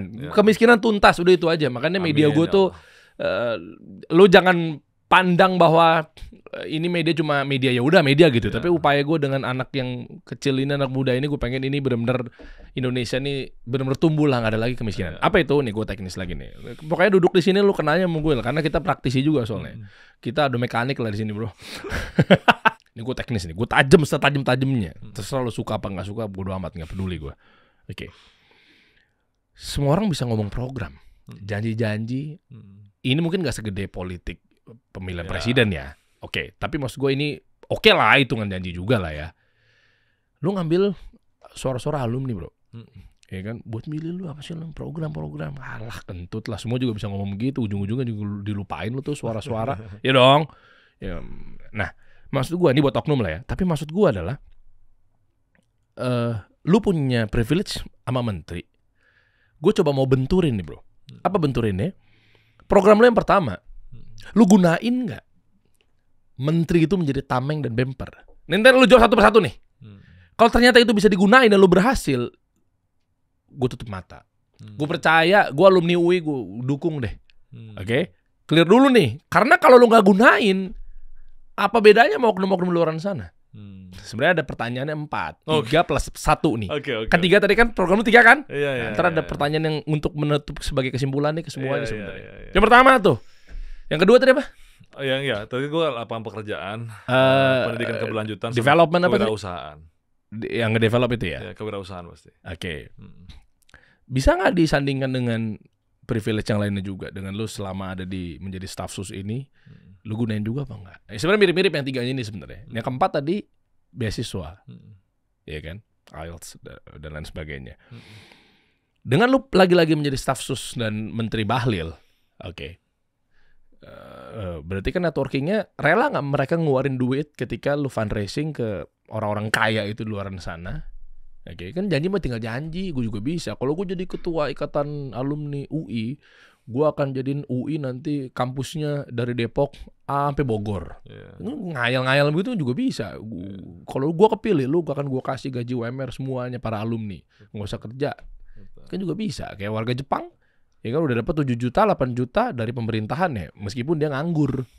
Ini ngayal juga bisa. Nah, itu lu pakai nggak tuh orang-orang kaya itu apa yang meyakinkan dia ngeluarin duit? Jadi Mas Dery, gue tuh udah 6 tahun di UI kan, tadi gue cerita ya. Gue udah 2 periode memimpin salah satu senternya, yaitu Millennial Business Center. Wow. Memang gue jujur apa adanya Mas Dery, selama 6 tahun itu gue tidak dalam tanda kutip mengganggu Pak Menteri, itu nggak pernah sebenarnya. Jadi memang ini urusan gue kira-kira gitu ya. Pak Menteri ya itu urusannya bos gue di kantor lah. Jadi gue bisa bilang bahwa konteks Pak Menteri di sini jadi tidak relevan sebenarnya, karena memang selama 6 tahun pun gue udah membuktikan gitu ya, dengan jaringan gue di BKPM gitu ya, kita juga udah mulai coba enabler beberapa akses yang kita buka kepada alumni. Gue pernah dulu kita bantu, jadi gue pernah punya program namanya Temu CEO misalnya. Temu CEO, kita ketemu temu CEO Bluebird, CEO Vale, semua segala macam, dengan tujuan sekali lagi Mas Dery membuka akses kan. Oh tuh udah lu lakuin? Udah gue lakuin. Dan anggota organisasi lah itu dapat dampaknya? Iya harusnya iya. Cakep. Ya harusnya iya. Cuman memang kan gue buka aja, dan memang tapi bedanya kalau di situ tidak networking yang tadi gue bilang, beda konteks. Ya karena kan lu punya limitasi juga kan, karena di atas langit masih ada langit lagi dong. Iya betul. Fokusnya di CEO-nya, tapi gue buka. Jadi di momen itu ada yang mau minta kartu namanya CEO itu misalnya, atau mau kenalnya silakan, gue langsung bukain lah kira-kira gitu ya. Padahal lu masih di ketua bidang, ketua bidang lah hitungannya ya, kalau di organisasi ya. Ya jadi itu kita pernah kita lakukan. Jadi memang gue rasa dari jaringan yang gue miliki gitu, dan gue rasa kan gue nggak sendirian Mas Dery kan. UI kan banyak banget Mas, ada menteri, ada dirjen, ada eselon 1, ada pengusaha besar, ada aktivis organisasi. Nah Mas, gue kalau kita semua nih bareng-bareng, ini bukan soal gue lah, case-nya aja di gue, tapi gue rasa ini kan kita semua harus bareng-bareng. Gue kan bukan siapa-siapa lah, kita bareng-bareng kalau semua berlaku yang sama, wow, ini dampak manfaat buat alumni gede banget kan, kira-kira gitu. Nah ini udah pernah gue lakukan Mas Dery pada waktu itu. Nah waktu zaman gue di BKPM aja, gue tuh memberikan NIB gratis buat memberikan pelatihan NIB gratis buat pedagang kantin di UI waktu itu, kurang lebih 100 orang lah kalau nggak salah. Itu udah kita lakuin juga. Jadi gue rasa, maksud gue Mas Dery, gue punya cukup keyakinan bahwa hal ini tuh sebenarnya udah gue lakuin lah, secara mini lah kira-kira gitu, secara contoh-contoh kecil udah gue lakuin. Dan gue rasa kalau memang nanti dikasih kesempatan, Allah merestui perjuangan ini misalnya gitu ya, mudah-mudahan gue punya keyakinan kita bisa elevate ini lebih besar lagi untuk memberikan manfaat yang nyata buat alumninya, mengajak abang dan adik kita, mengajak teman-teman kita bareng-bareng, yuk di sini kita bantu dulu. Dan gue rasa semua kegiatan alumni UI itu banyak juga yang bantu juga alumni juga Mas Dery. Jadi gue rasa ini bukan soal power, tapi ini soal jaringan, akses, dan juga pertemanan gitu. Nah, jadi apa namanya itu menurut gue yang lebih menjamin insya Allah gitu ya untuk Iluni UI ke depannya. Kurang lebih gitu Mas Dery. Makanya wajar. Nih nggak mau maksud untuk nyenggol ke 7 atau 6 kandidat yang lain nih. Iya. Lu 7 apa? Total 7 apa 6 sih? Total 7. 7 ya, berarti sama lu 7 kan? Iya. Nggak masuk ke sana, tapi makanya wajar nggak heran ketika baru dicek ombak aja lu yang paling besar dukungannya. Iya, jadi gue alhamdulillah kemarin mendaftarkan diri dengan dukungan yang terbesar alhamdulillah dengan 1.312 dukungan. Paling besar? Paling besar. Karena dianggap lo yang benar-benar jalanin organisasi. Gue jujur nggak tahu, tapi alhamdulillah. Karena yang lainnya nggak ada kerjanya. Enggak juga lah, semua senior yang hebat-hebat semua lah. Emang gitu kan gue cuma nanya, nggak mau sebenturin. Semua senior hebat-hebat gue semua, tapi ya alhamdulillah gue nggak tahu ini kan pemilihan tuh preferensi kan Mas Dery ya. Jadi gue emang gue selalu bilang sama teman-teman semua bahwa kita tuh harus berkampanye dengan narasi yang positif. Narasi yang damai, narasi yang satu, narasi yang bareng-bareng lah kira-kira gitu. Karena bagi gue gini lah, ini Iluni ini bukan partai politik menurut gue, gitu ya. Bukan partai politik, iya memang. Oh, iya. Jadi maksud gue adalah keguyup itu nomor 1, maksud gue gitu loh. Orang mau bilang apapun Mas Dery, tapi fungsi organisasi kealumnian itu mempertemukan dulu alumninya. Lu nggak usah ngomong menghubungkan atau mempertemukan kalau misalnya lu berkampanye dengan narasi permusuhan kan kira-kira gitu kan. Menurut gue percuma. Makanya gue selalu bilang sama teman-teman gue, udah kita dari awal kita harus positif, dari awal kita harus bareng-bareng, dari awal kita nggak boleh nyerang senior-senior kita kira-kira gitu kan. Karena ini yang kita tunjukkan, value-nya yang kita tunjukkan. Bukan hal-hal yang lain sih orang bisa bohong-bohong, tapi kalau orang kan akan melihat Mas Dery dari perilakunya, dari value-nya. Nah, ini yang mau gue tunjukkan kepada yang lain. Nah, gue juga maju Mas Dery, kan berpikir apapun jabatan yang kita emban Mas Dery, pasti Mas Dery juga tahu bahwa di Al-Quran kan jelas kan, masukkanlah aku di pintu masuk yang benar, keluarkanlah aku di pintu keluar yang benar. Jangan sampai gue jadi ketua umum, bukannya jadi edit value buat gue pribadi atau teman-teman kita atau semua alumni UI, malah menjadi tempat kejatuhan gue. Orang akan bilang, oh zamannya Bang Dana nggak aktif nih, oh zamannya Bang Dana nggak ada manfaatnya, kira-kira gitu kan. Jadi inilah doa gue juga gitu, jangan sampai. Makanya gue mikir banget, gue maju tuh gue sangat berpikir bahwa gue bisa nggak, gue sanggup atau enggak, kira-kira gitu, untuk membawa amanah dan tanggung jawab ini. Karena jangan sampai secara praktis ya berdampak buruk buat Iluni UI, kan kira-kira gitu, atau juga berdampak buruk buat gue, meninggalkan legacy yang tidak baik, kan kira-kira gitu Mas Dery. Nah itulah esensi dari ayat itu kan itu sebenarnya, itu yang kita lihat bahwa ini harus serius di situ, memberikan manfaat yang banyak. Kira-kira. Jadi gue pengen membumikan gagasan, gue pengen mensinergikan akses yang ada, kan kira-kira gitu, dan menumbuhkan kebersamaan gue. Jadi bagi gue tuh organisasi alumni itu cukup unik Mas Dery. Terakhir dari gue. Karena kenapa unik menurut gue? Karena satu dari banyak organisasi yang punya hubungan kepada sumber daya manusia itu mahasiswanya, inovasi riset dari kampusnya, industri lapangan pekerjaan dari alumninya. Itu salah satu organisasi kealumnian. Jadi, iya lagi. Iya, coba lu banding organisasi apapun. Misalnya HIPMI misalnya gitu ya. HIPMI nggak punya kampus kan, kira-kira gitu kan. Iya. Tapi Iluni UI atau apapun, Iluni UI misalnya gitu ya. Kita punya kampus, jadi inovasi sama risetnya. Kita punya sumber daya manusianya, mahasiswanya. Kita punya lapangan pekerjaannya. Jadi gue punya bayangan sebenarnya. Kalau organisasi kealumnian ini, terutama Iluni UI, benar-benar bisa optimal, dia akan menjadi satu inkubator, katalisator untuk ketiganya. Dia bisa membantu lapangan pekerjaan di bawahnya, dia bisa membantu pendidikan di bawahnya, dia bisa menghubungkan riset inovasi kepada antar industri dengan kampusnya, dia bisa membantu career development dari para alumninya. Jadi maksud gue tuh, lu kalau bicara soal pembangunan sumber daya manusia, kalau organisasi kealumnian itu optimal, itu akan berdampak sangat besar. Ini yang akan kita bilang kalau bicara hilirisasi ya, hilirisasi mikro dampaknya makro, kira-kira itu maksud gue. Jadi kalau semua Iluni akan kayak gitu, wow, akan sangat besar dampaknya buat Indonesia. Wow, keren. Jadi itu yang gue lihat. Gue jadi akhirnya teringat pada organisasi masyarakat yang bernama Muhammadiyah. Ya, ini gue nggak maksud apa-apa dan gue nggak dibayar apapun sama Muhammadiyah juga, dan bukan berarti akhirnya membandingkan dan mengkomparasikan bahwa di luar dari Muhammadiyah berarti kurang bagus, tidak. Nggak apa-apa, karena gue anggota pengurus Muhammadiyah. Oh gitu. Jadi nggak apa-apa lo ngomong. Ya kan, gue cuma yang keinget kepala gue itu, tapi mungkin yang lainnya juga ada yang juga menjalankan program yang sama, ya mantap gitu ya. Apa itu? Karena kan di situ kan basisnya dari edukasi ya, kuat banget. Edukasinya ada, ya kita tahu semua ya. Doski atau mungkin ya kan SMA Muhammadiyah, ya kan, kampus pun juga Ada Muhammadiyah kan? Ada. Muhammadiyah. Ada UHAM kan Muhammadiyah. UHAMKA ya dekat di Muhammadiyah 3 Limaus itu kan sampingnya UHAMKA di Jalan Radio Dalam Ahmad Dahlan kan. Jakarta Selatan. Itu ada edukasi. Kan tadi kan lu bilang edukasi karena salah satu gue nggak bilang satu-satunya faktor kemajuan dari sebuah negara atau minimal kota itu karena basisnya edukasi. Karena kan kita masukkan dari sini kan. Ngebangun suksesan negara kita juga masuknya lewat pahlawan-pahlawan kita yang luar biasa kan. Ya memang fokus pada edukasi kan. Budi Utomo, Ki Hajar Dewantara, itu kan semua fokusnya pada edukasi kan. Akhirnya literasi nyampe, tegak nih bangsa. Rumah sakit juga ada ya kan. Dan sumber daya juga kuat. Makanya jadi itu. Ya kan, bahkan mau bikin bank sendiri kayaknya. Iya udah mau jadi katanya, gue udah baca berita sih. Iya kan? Kuat tuh, iya juga ya. Gue jadi kepikiran bahwa ternyata kalau ngeliat dari sisi makronya ikatan alumni ini nggak hanya di UI misalnya, ya kan? Ini yang memang basisnya adalah fundamentalnya edukasi. Kuat deh sebenarnya negara kita ya. Iya karena gue kemarin ketemu juga salah satu senior gitu. Dia bicara soal inovasi riset dari kampus misalnya gitu ya. Apa sih masalahnya bukan soal uang Mas Dery, tapi soal dipakai nggak sama industri. Kan kira-kira gitu kan. Yang punya jembatan nih salah satunya Iluni lah.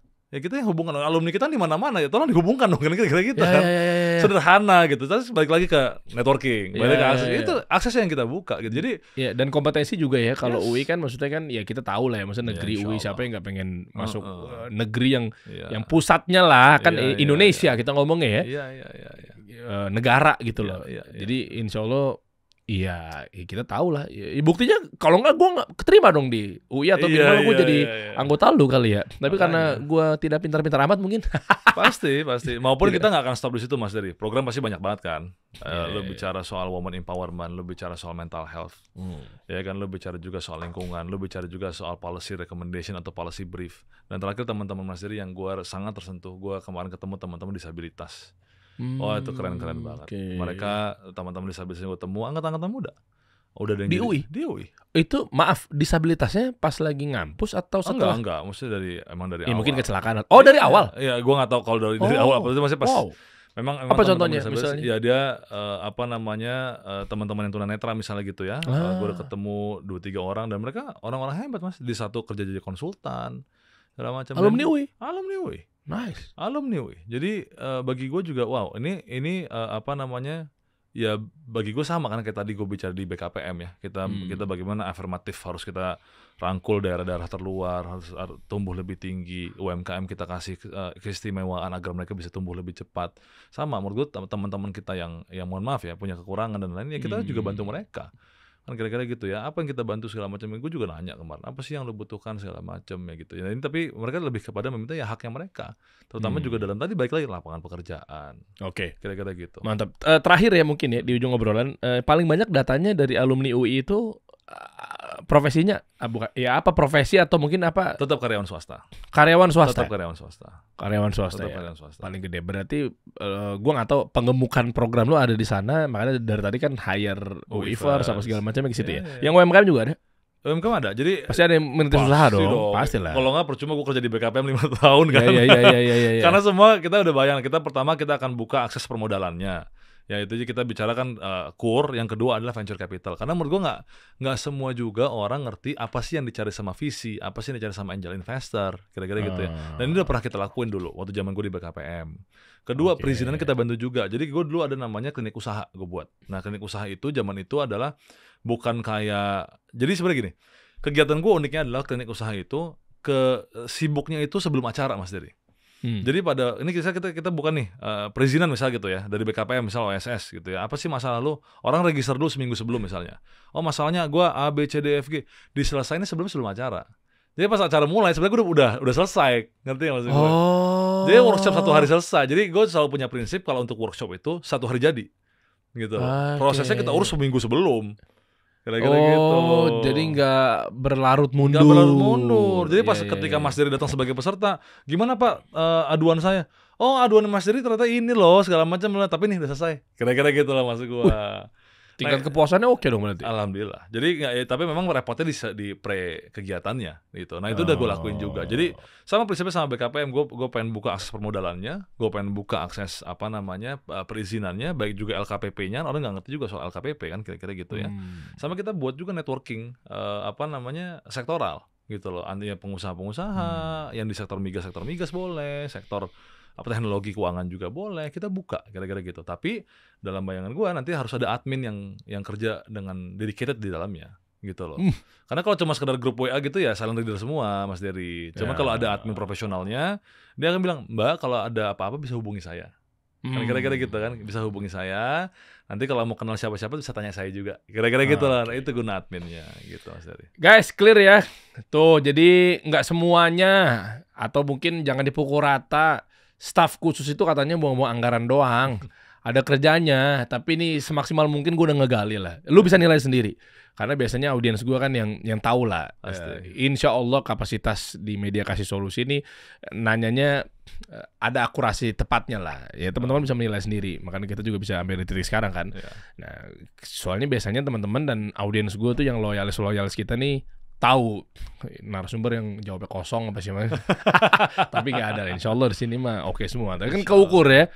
Jadi ternyata ketika profesi atau jabatan dikasih amanahnya di tangan atau di orang yang tepat, itu biasanya nanti turunannya bisa lebih masif lagi karena sebaik-baiknya manusia yang bermanfaat buat orang lain. Betul. Sebenarnya gue ada yang belum gue cerita sih. Apa sih? Waktu gue di G20 tuh seru juga tuh.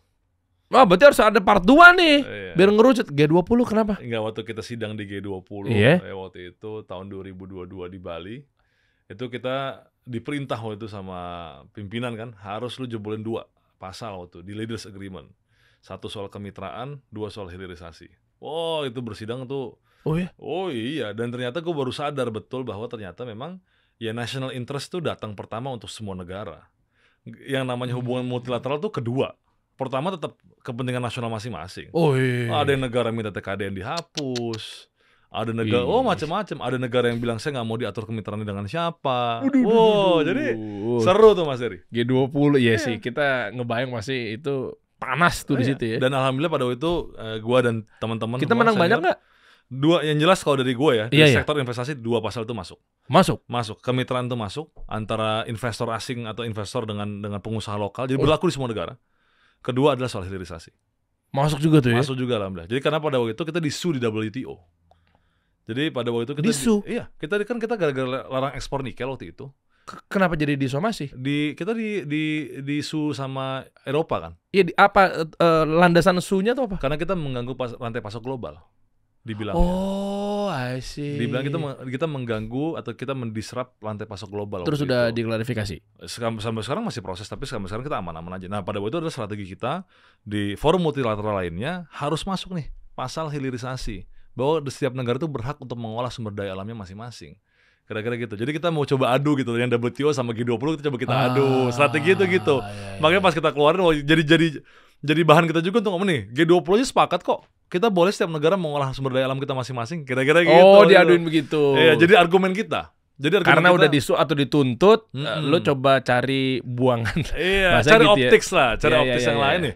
Semua negara loh, 20 negara terbesar, ekonomi terbesar di dunia setuju bahwa setiap negara punya hak untuk mengolah sumber daya alamnya masing-masing. Kira-kira gitu. Nah itu seru tuh. Waktu itu gue cukup bersyukur dan bangga lah Mas Dery bisa menjadi bagian dari itu, menjadi bagian dari tim yang diminta untuk bernegosiasi soal itu gitu. Jadi alhamdulillah. Ternyata sebenarnya kalau menjadi rakyat kan point of view-nya kan mungkin terbatas ya guys ya. Mungkin ya ini dalam hal ini terserah lah lu mau bilang gua akhirnya keluar kata-kata ada keberpihakan sama rezim, bodo amat juga ya. Itu hak lu juga kan, bebas pendapat ya. Tapi maksud gua coba kacamata lebih lebar lagi. Nggak maksud menggurui, tapi ternyata kalau kita tahu lebih dalam, Indonesia juga masih banyak orang-orang yang sehat ya. Iya. Ya enggak dong, maksudnya kita fair-fairan aja gitu ya. Jadi kesian juga Pak Prabowo mungkin zaman sekarang yang pengennya serius tapi diganggu sama oknum-oknum yang kelakuannya mohon maaf ya gitu. Jadi tapi kan rakyat nggak mau tahu ya, yang dipegang kan presidennya ya. Iya betul. Nah tugas lu nih di dalam tuh. Betul, coba ayo dong biar keluarnya juga rakyat juga tahu. Gue pernah nih terakhir deh. Gue pernah diundang di TV One. Gua mengenai waktu itu temanya tentang pajak penghasilan barang mewah. Oke, PPNBM. Ya kan, pajak penghasilan barang mewah. Tanda kutip dibenturin sama pedagang Tanah Abang. Ya kan, di situ akhirnya mungkin ada kebutuhan gue coba bukan mewakili Ekraf, bukan mewakili kementerian terkait enggak, tapi praktisi yang juga akhirnya merasakan program-program pemerintah. Ya udahlah ya, duduk di situ. Ternyata akhirnya respon dari kawan-kawan, nah kalau kayak gini kita jadi tahu masalahnya pemerintah. Kita nggak pernah tahu udah ngapain aja, pasal nomor berapa, yang kena tuh yang mana aja, pajak barang mewahnya apa aja gitu. Oh, ya, akhirnya kita kasih tahu di situ kan. Gua harusnya aman-aman aja saya UMKM ya. Karena menurut gua bukan pemilik brand Louis Vuitton, Chanel, bla bla bla bla bla. Gua nggak punya usaha showroom supercar apa segala macam misalnya gitu kan. Nah kita jadi paham, ternyata gue pikir kita nih yang UMKM ini yang reaktif kan. Iya betul. Itu kali ya mungkin nih yang ada di pemerintahan PCO kayak atau apa gitu yang biar ngasih tahu bahwa pemerintah udah ngelakuin ini loh gitu loh. Iya, gue nggak ngerti juga tuh Mas. Pak Harmoko dulu bisa ngumumin harga cabai tiap pagi nemenin gue menuju ke sekolah. Iya. Iya kan? Itu di radio. spesialisasi Mas Dery itu bukan spesialisasi gue. Makanya gue juga bingung juga tuh gimana caranya komunikasi. Waduh, gue bukan ahlinya. Iya, maksudnya kan rakyat langsung jadi resisten. Bikin ini ya, ujung-ujungnya lo doang ntar nih yang bermain gitu. Ya mudah-mudahan nyampe ke sana ya. Insyaallah. Ayolah bikin kasus-kasus yang lainnya lah. Kalau gue sendirian babak belur juga nih guys. Mantap, detailnya lu bisa buka di Dana Indra Putra, Pradana Indra Putra, staf khusus Kementerian SDM. Iya. Wih mantap. Lu terima aduan juga kan masih kan? Silakan. Ya, udah beberapa kali sih, terutama waktu di BKPM sering banget gue terima aduan tuh. Emang kenapa di SDM? Di SDM isunya kan lebih apa ya?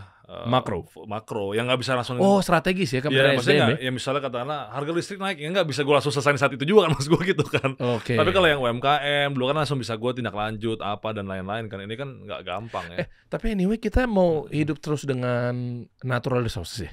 Nih fossil fuel maksudnya. Iya boleh deh. Iya nggak sih? Apa? Nggak juga sih. Kita kan bukan negara jasa ya, kita tourism kan juga kaya. Iya. Tapi jadi uniknya tuh gini. Jadi banking, jadi finance bisa nggak sih kita? Iya. Jangan melulu di industri. Sumber daya mineral gitu loh. Iya. Bakal habis nggak sih? Pasti. Jadi gini, yang namanya resources itu kan ada yang memang ada yang renewable. Gitu kan, ada juga yang depletable kan, jadi memang ada juga yang habis kan. Kayak fossil fuel tuh kan pasti kan sebenarnya kan akan ada waktunya, maupun katanya nanti akan muncul lagi, gue nggak ngerti. Takut merusak alam juga mungkin. Ya, tapi memang menurut gue, memang secara mau nggak mau menurut gue semua kehidupan kita hari ini kan masih kan tahu juga kan, semua masih pakai energi yang datang dari dalam bumi, kira-kira gitu, dari handphone lah, dari mobil lah, dari bensin kita lah. Bahkan kalau minyak tuh mas semua di elemen semua, sampai mungkin di sepatu juga ada lah kira-kira gitu kan. Jadi bahan yang hulunya banget ya. Gitu. Yang orang tuh nggak kebayang bahwa ternyata semua tuh ada ya energi-energi. Jadi memang agak susah menurut gue mas bahwa kita tidak menggunakan sama sekali ya natural resources. Menurut gue agak berat karena kebutuhannya masih ada. Masih ada ya? Kebutuhannya masih ada. Iya, power bank handphone juga dari situ juga. Iya semua. Tapi paling enggak maksud gue adalah ya kita coba shifting kan. Ya terutama untuk energi lah. Makanya kan kita kalau di PLN itu Mas Dery ada namanya RUPTL. RUPTL itu kayak 10-year planningnya PLN. Nah untuk 10 tahun ke depan itu udah 71% tuh renewable sumbernya. Jadi 71% insya Allah dalam 10 tahun pembangunan pembangkit ke depan itu udah renewable sumbernya. Jadi salah satunya adalah kayak Pertamina kan juga bikin yang renewable ya? Iya. Terus apa? Solar panel gitu? Solar panel, hydro. Terus misalnya geothermal tuh juga geothermal tuh besar sekali. Jadi kalau di antara renewable energy yang bisa generate power paling besar itu salah satunya geothermal. Geothermal tuh bisa langsung sampai 110 megawatt, gede-gede lah. Gitu. Jadi kalau teman-teman nggak tahu dibanding sama yang lain tuh misalnya cuma 10 megawatt gitu. Nah ini 10 kali lipat. Jadi harusnya arah kita ke sana kok. Dan ya kendaraan gitu ya kan udah mulai listrik. Terus kita juga dari bensin murni jadi B40. Iya. Ya memang nggak sempurna, tapi sebenarnya mengarah semua ke sana kok. Jadi gue agak yakin, sebenarnya gue masih optimis. Cuman memang tidak mudah. Makanya berawal dari kecilnya. Ya kan ketua umum di organisasi, ikatan alumninya juga harus benar. Dari kecil kan pelan-pelan ke atas gitu. Jangan yang mainnya atas mulu. Negaranya terlalu besar kalau dikerjain sendirian sama elit-elit doang. Dari bawah juga lu gerak juga tuh. Ya kan? Mantap lah, sukses selalu. Thank you. Ketua Umum Ikatan Alumni Universitas Indonesia 2025 dan 2028. Jika Allah menganggap gue yang terbaik, nggak akan kemana. Gitu. Gue pancing dikit, kirain dia cuma bilang amin, makasih doanya. Taunya kan balik lagi semua kepada Allah. Karena bukan soal kita Mas Dery, tapi soal yang terbaik buat alumni UI. Itu yang penting Pak. Jadi kita ya tadi ikhtiar aja, memantaskan aja. Kalau menurut Allah jangan gue. Gitu Mas Dery. Didikannya ketua umum Golkar ngeri juga. Kita kasih solusi.